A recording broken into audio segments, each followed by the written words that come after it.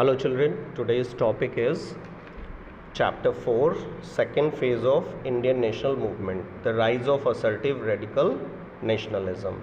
Here in this chapter, you see here syllabus is given what we have to cover in this chapter. The rise of assertive radical nationalism causes, इसमें causes हमें पढ़ने हैं कि ये जो assertives थे, इससे पहले हम लोगों ने पढ़े थे moderates, उनके बारे में हमने पढ़ा था. अभी हम assertives के बारे में पढ़ेंगे. तो ये assertives leaders कौन थे, कैसे इनका राइज़ हुआ, कैसे ये आगे मेन स्ट्रीम में आ गए. फिर उसके बाद हम पढ़ेंगे कि इनके क्या बिलीव्स थे, किस तरह से ये वर्क करते थे, इनके ऑब्जेक्टिव्स थे, क्या थे ऑब्जेक्टिव्स, क्या चाहते थे ये at the time of rule of the British government.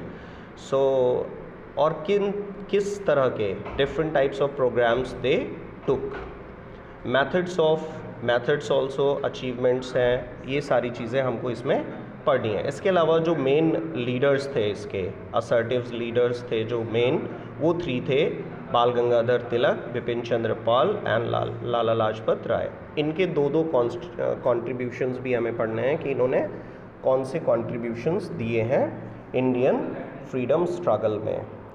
तो सबसे पहला टॉपिक है causes of the rise of assertive और रेडिकल नेशनलिज्म.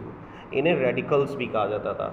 तो ये कैसे राइज हुए? पहला तो ये था कि failure of the early nationalist. जो अर्ली नेशनलिस्ट थे, हमने इससे पहले चैप्टर 3 में पढ़ा था, तो वो अर्ली नेशनलिस्ट बिलीव करते थे कि जो ब्रिटिश गवर्नमेंट है वो हमारे फेवर में रहेगी और जो भी हम चाहेंगे वो हमारी डिमांड्स को पूरा करेगी. लेकिन धीरे धीरे अर्ली नेशनलिस्ट को ये समझ में आ गया कि ये जो ब्रिटिश हैं ये हमारे फेवर में नहीं है और ये हमारी डिमांड्स को शायद कभी पूरा नहीं करेंगे. तो इस फेल्योर की वजह से जो एग्रेसिव नेचर के लीडर्स थे, जो चाहते थे कि नहीं कैसे भी अपनी डिमांड्स को पूरा कराना है, उनको असर्टिव्स कहा गया. वो लीडर मेन स्ट्रीम में आ गए और उन्होंने नेशनल फ्रीडम को टेक ओवर कर लिया. इसके बाद में आता है true nature of the British rule. हम सभी को पता है कि जो ब्रिटिश गवर्नमेंट थी वो हमारे फेवर के लिए नहीं थी, इंडियंस के फेवर के लिए नहीं थी. वो एक्चुअली उसका मेन मोटिव था यहाँ के रिसोर्सेज को अपने देश ले जाना, अपनी कंट्री ले जाना और उनसे इकोनॉमिक बेनिफिट्स को लेना. तो ये जो नेचर था ब्रिटिश रूल का, ये भी कहीं ना कहीं एक कारण था rise of the assertive leaders. तो असर्टिव्स कौन से थे? वो ये कह रहे थे कि जो ब्रिटिश कर रहे हैं ये हम सबको बताएंगे, जिससे कि सारे देश में लोगों को पता चले कि ये जो ब्रिटिश गवर्नमेंट है वो हमारा फेवर नहीं कर रहा है बल्कि अपने फ़ायदे के लिए काम कर रहा है. After that, the next is famine and plague. This we are seeing here, famine and plague and the continued apathy of the government. इसका मतलब ये है कि उस टाइम पर फेमाइन एंड प्लेग का मतलब बहुत सारी बीमारियां, उस टाइम प्लेग एक बीमारी थी वो चल रही थी और इससे बहुत सारे लोग मर रहे थे. इसके अलावा फेमाइन का मतलब ये होता है कि सूखा एकदम पड़ जाए, या इस तरह से कह सकते हैं कि भूखमरी आ जाए, लोगों के पास खाने के लिए अनाज नहीं हो. तो इस तरह की जो कंडीशन होती है उसको फेमाइन कहते हैं. तो इस तरह की कंडीशंस थी, फेमाइन भी था, प्लेग भी था, लेकिन गवर्नमेंट इंडियंस के लिए कुछ भी करने के लिए रेडी नहीं थी. तो इस बात से भी जो उस टाइम के अग्रेसिव लीडर्स थे, जैसे लाल बाल पाल, जिन्हें हम लाला लाजपत राय, बाल गंगाधर तिलक और बिपिन चंद्र पाल, ये लोग बहुत नाराज़ थे इस बात से और वो मेन स्ट्रीम में आगे आकर के उन्होंने इंडियन पीपल को नेशनलिज्म प्रोसेस में लीड करना स्टार्ट कर दिया. After that the next point which we have to cover, that is the repressive policy of the government.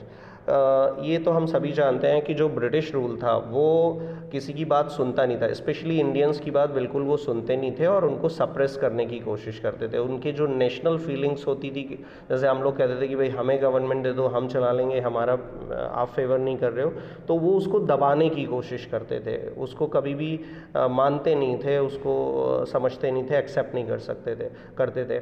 तो ये भी एक कारण था जिसकी वजह से ये अर्ली नेशनलिस्ट के बाद में ये अग्रेसिव नेशनलिज्म स्टार्ट हुआ. इन लोगों ने ऐसा नहीं था कि ये नॉन वायलेंस को फॉलो नहीं करते थे, नॉन वायलेंस को फॉलो करते थे, लेकिन कुछ ऐसे काम करते थे जिससे कि गवर्नमेंट का सपोर्ट नहीं करते थे या इस तरह के काम करते थे. तो ये रिप्रेसिव पॉलिसी भी एक बहुत बड़ा कारण था। रिप्रेसिव पॉलिसीज़ का मतलब ये है कि गवर्नमेंट जिसको चाहती थी उसको उठा के जेल में डाल देती थी कि जो चलो भाई हमारे अगेंस्ट मत बोलना आप अब अगली बार से, मतलब उसको दबाने की कोशिश करती थी। तो ये भी एक कारण था। इसके बाद में आते हैं पार्टीशन ऑफ बंगाल। ये हम आगे पढ़ेंगे कि जो बंगाल था वो बहुत बड़ी उस टाइम पर एक स्टेट हुआ करती थी, प्रोविंस हुआ करती थी। उसमें ईस्ट बंगाल और वेस्ट बंगाल में उसको डिवाइड कर दिया था। तो इस चीज़ को ब्रिटिशर्स ने ये बताया कि हम इसलिए कर रहे हैं क्योंकि ये बहुत बड़ा है और इसको एडमिनिस्ट्रेट करना या इसके ऊपर रूल करना थोड़ा मुश्किल हो रहा है, तो इसलिए इसको छोटे छोटे पार्ट्स में डिवाइड कर रहे हैं। बट एक्चुअली इसका रीज़न ये नहीं था। इसके पीछे रीज़न ये था कि जो वेस्ट बंगाल था उसमें हिंदूज़ ज़्यादा थे और जो ईस्ट बंगाल था उसमें मुस्लिम कम्युनिटी ज़्यादा थी। तो उनका मेन था डिवाइड एंड रूल, मतलब वो हिंदू और मुस्लिम्स को डिवाइड करना चाहते थे, उनकी यूनिटी को ब्रेक करना चाहते थे। इसलिए उन्होंने बंगाल को 2 पार्ट्स में डिवाइड कर दिया और बाद में यही ईस्ट बंगाल अभी बांग्लादेश के नाम से हम लोग जानते हैं, यही ईस्ट बंगाल है।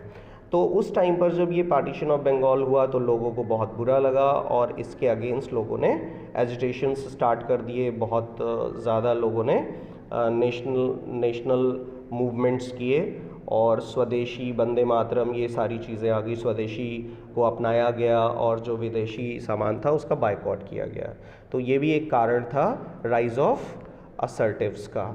इसके बाद में आते हैं इसके बाद में जो टॉपिक हमें कवर करना है वो है objectives of the assertive. Objectives मतलब वो क्या चाहते थे एक्चुअली, वो जो असर्टिव लीडर्स थे वो चाहते क्या थे, उनका मेन ऑब्जेक्टिव क्या था, क्यों वो ये नेशनल फ्रीडम के लिए जो मूवमेंट कर रहे थे, फाइट कर रहे थे, वो क्यों कर रहे थे।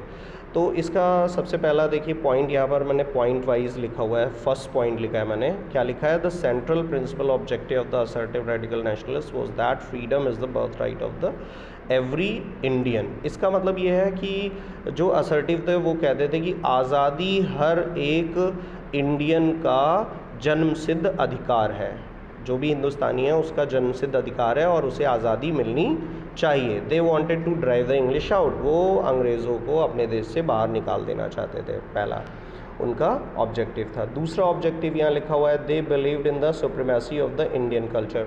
वो बिलीव करते थे कि जो हमारा इंडियन कल्चर है वो बेस्ट है और इसको कोई भी डिस्ट्रॉय नहीं कर सकता है। जैसे ब्रिटिशर्स जो थे वो अपना कल्चर यहाँ पर स्प्रेड करने की कोशिश कर रहे थे, तो उसकी प्रोटेक्शन उनका दूसरा ऑब्जेक्टिव था। फिर तीसरा ऑब्जेक्टिव ये था कि they had no faith in the British sense of justice and fair play.